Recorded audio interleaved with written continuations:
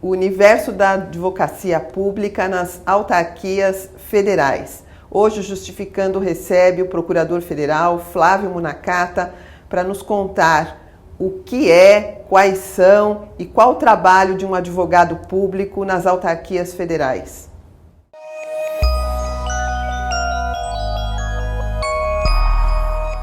Flávio, é um prazer receber você aqui no Justificando, para a gente contar um pouco para as pessoas que nos assistem o que é o trabalho de um advogado público nesse universo gigante das autarquias federais brasileiras.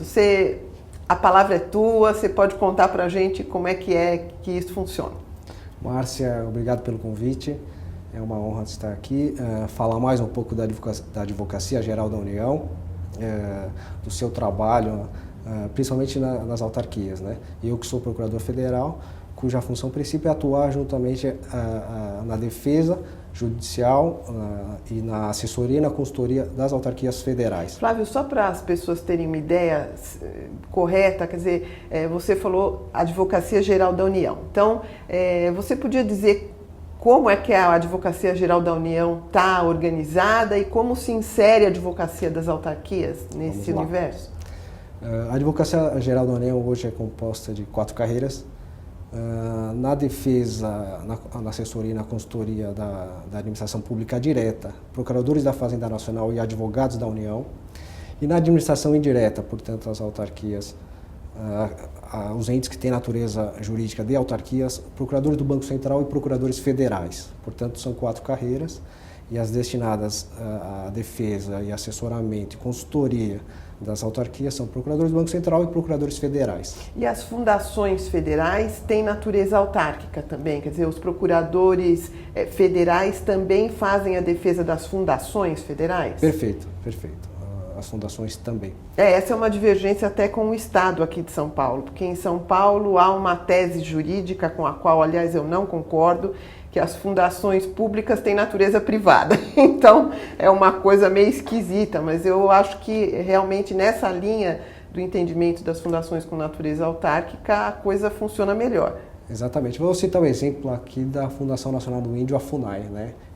Responsável aí pela supervisão, pela proteção dos direitos indígenas, pela demarcação de terras indígenas, e um grande exemplo recente é da demarcação da Reserva Raposa Serra do Sol, no norte do país. Então, as fundações também. Né? E Flávio, quantas são as autarquias aí no país todo, hein? São 159 autarquias de todas as naturezas. Então, vou listar algumas e tentar trazer aqui o papel delas, né? Vou citar, por exemplo, a maior delas, que é o Instituto Nacional de Seguro Social. O famoso INSS. O INSS, né, que administra aí o sistema de seguridade social, previdência, assistência social. Vou citar aqui a Agência Nacional de Telecomunicações, a Anatel, a ANP, a Agência Nacional do Petróleo, a ANS, a Agência Nacional de Saúde Suplementar, a ANEEL, a Agência Nacional de Energia Elétrica, o Departamento Nacional de Infraestrutura de Transportes, o ANDENIT, o ANTT, a Agência Nacional de Transportes Terrestres. Enfim, é um universo bem instigante para quem gosta de advocacia pública. Perfeito. Isso para citar algumas, né? Mas eu poderia falar das universidades federais, a de São Paulo, a do Rio de Janeiro, a de Minas Gerais, enfim, Universidade Federal do ABC, enfim, são na área da educação também. Temos os Institutos Federais de Ensino e Educação Tecnológica, temos o INEP, que, por exemplo, administra e realiza o Exame Nacional do Ensino Médio, temos o FNDE, responsável pelo repasse de verbas federais para as prefeituras, para que elas investam na educação, né, na merenda escolar, no transporte, enfim, nos serviços de educação dos municípios, através de uma verba que vem do governo federal. Enfim, é uma infinidade muito grande, são 159 autarquias, portanto. E o procurador federal, quando ele presta o concurso para a procuradoria, né, para entrar na AGU, que nessa instituição grande, esse concurso é um concurso para cada uma das autarquias ou é um concurso geral? É um concurso único, né, em que o procurador pode ser lotado em qualquer unidade da Federação? Da Procuradoria-Geral Federal, qualquer unidade da Federação, e inclusive em procuradorias especializadas. Mas o termo especializado é apenas para uma questão de lotação, né? Que são procuradores que ficam lotados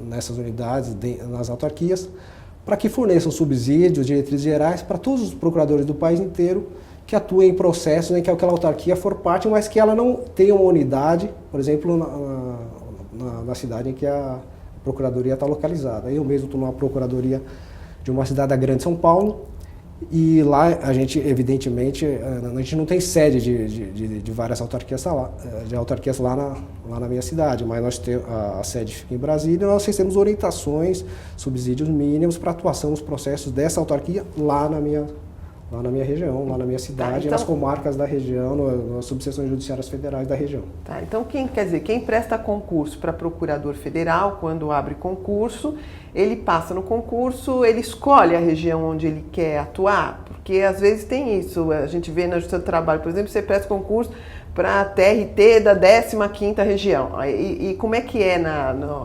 Procuradoria Federal? O concurso único, em que você pode atuar em qualquer unidade da federação, em qualquer das seccionais da Procuradoria Federal, em qualquer das regionais, em qualquer das autarquias, para qualquer das autarquias, atuar, no caso concreto, para qualquer uma das autarquias federais, então é uma gama bastante ampla.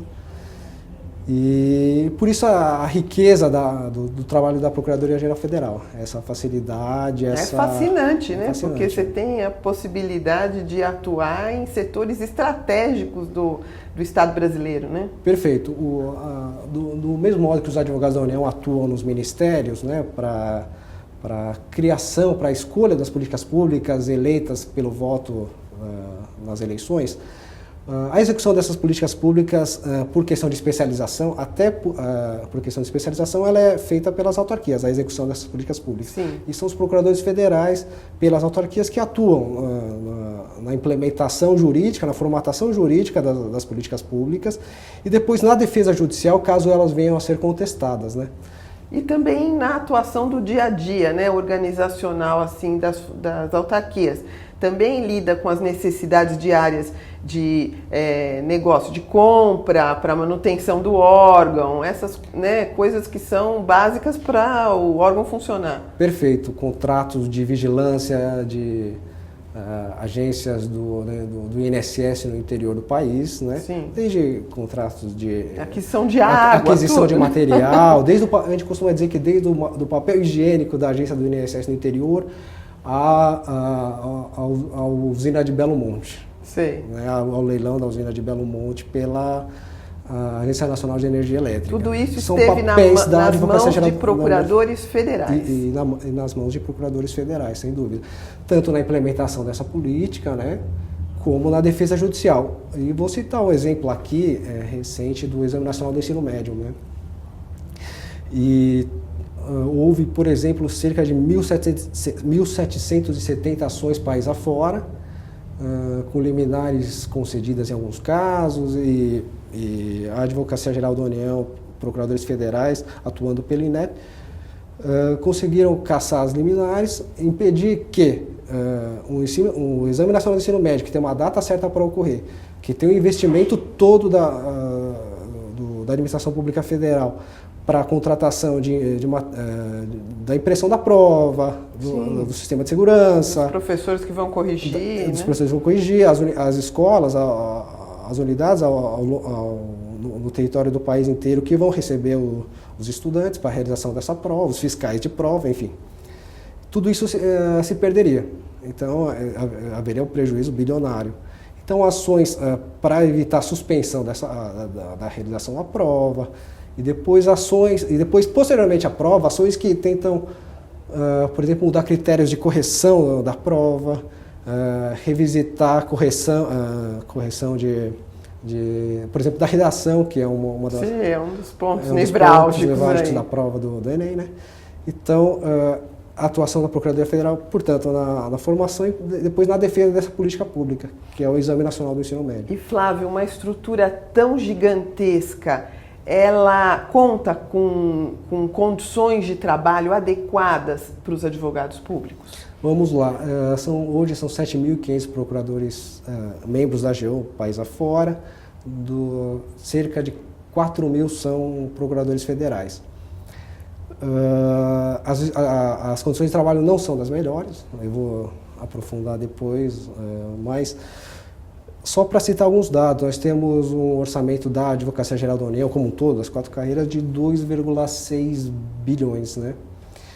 E esse orçamento... Muito aparentemente poupudo, mas não sei. Aparentemente poupudo, mas veja só. De 2010 a 2014, o incremento a 2015, esse orçamento teve um incremento de 21%, até abaixo dos índices de inflação desses últimos 4, 5 anos. Para efeito de comparação, o orçamento do Ministério Público teve uma evolução de 99% nesse período. Sei. Né? O da Defensoria Pública da União de mais de 400%. Sei. Fazendo uma conta entre o orçamento e o número de membros, a gente percebe que o orçamento por membro da AGU por ano é da ordem de R$66 mil. Então isso contando viatura, motorista para carga e devolução de processos, estagiários, aluguel de prédio, água, serviço de vigilância, luz, informática, manutenção predial, aluguel de prédios. Sim. E 65 mil, portanto, por procurador por ano. No caso do Ministério Público, essa conta está em R$700 mil por ano. Essa é a grande preocupação da advocacia pública, né, com relação ao aparato de estrutura de trabalho, é que os ex-adversos, vamos dizer assim, tenham uma condição melhor, né, de atuação. Perfeito. O que dá um gap, né? Exatamente. No caso da Defensoria Pública, é da ordem de 430. Orçamento por defensor público por ano. Então, de 430 mil. Portanto, de 65 mil para 430, de 65 mil para 700 mil, é uma diferença monstruosa, mais de 10 vezes no caso da comparação com o Ministério Público e perto de 7, 8 vezes no caso da comparação com a Defensoria Pública. Então, é evidente que há uma disparidade de condições, né?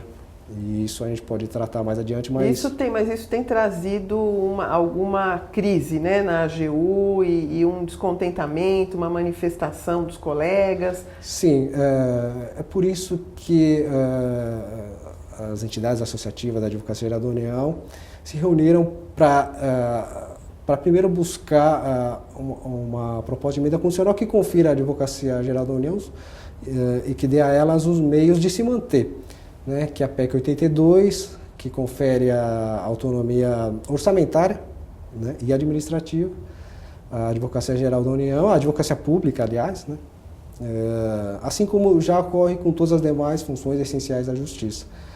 Essa PEC permitirá, por exemplo, que a Advocacia Geral da União não sofresse os contingenciamentos, né, e que tem sofrido. Eu vou dar um exemplo, ontem mesmo, a Procuradoria Seccional da União, se não me engano, em Duque de Caxias, teve o telefone cortado. Nós temos, a unidade em que eu trabalho já teve aluguéis atrasados, quer dizer, sempre a expectativa de uma ação de despejo, enfim, faltam condições de trabalho, evidentemente, né? O próprio orçamento já fala por si, mas se a gente for ver casos concretos, nós temos unidades muito mal instaladas, país afora, e sem os serviços auxiliares que são necessários, sem carreira de apoio, enfim, ainda há muito por se fazer na Advocacia Geral da União, né?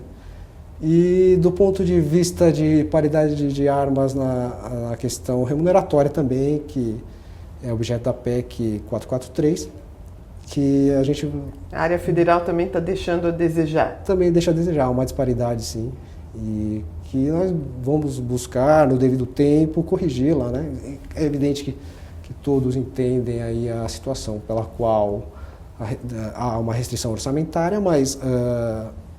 esse momento de crise aí econômica é um pouco difícil de buscar, né? Todos teremos que fazer mais com menos, sem dúvida. Sim. Né? E não será diferente com a Advocacia Geral da União, o momento é de compreensão, mas a própria PEC prevê uma aplicação depois de promulgada de 2 anos. Então, ou seja, o efeito financeiro dela ainda é muito distante, né? Eu acho que o principal é que a advocacia pública, tanto federal quanto dos estados e dos municípios, elas estão concertadas aí no sentido de um aprimoramento institucional, né? No sentido de que haja um reconhecimento da importância dessa advocacia para a própria rigidez institucional do país, né? Então, acho que é nesse sentido que a gente vai trabalhando e compreendendo aí as dificuldades momentâneas, mas com um norte muito determinado, né, Flávio? Perfeito. Entendo que nesse ponto que você se referiu, a Advocacia Geral da União tem um papel fundamental porque, queira ou não, do ponto de vista da advocacia pública, é a Advocacia Geral da União que tem que determinar, tem que servir de modelo para as advocacias públicas dos estados, né? E isso houve uma certa demora na conscientização, na percepção dessa realidade que a Advocacia Geral da União tem que servir de modelo para ser replicado ao país afora. Então é isso, Flávio. Olha, infelizmente o nosso tempo aqui está acabando, mas eu quero agradecer demais a tua entrevista. Tenho certeza que um monte de gente ficou com vontade de ser procurador federal, porque aí a gama de possibilidades de trabalho é gigante, muito instigante também, viu? Parabéns pelo trabalho de vocês na Procuradoria Federal. Agradeço a todos que nos assistiram, que nos acompanhem no Facebook e no Twitter e que se inscrevam no canal do Justificando.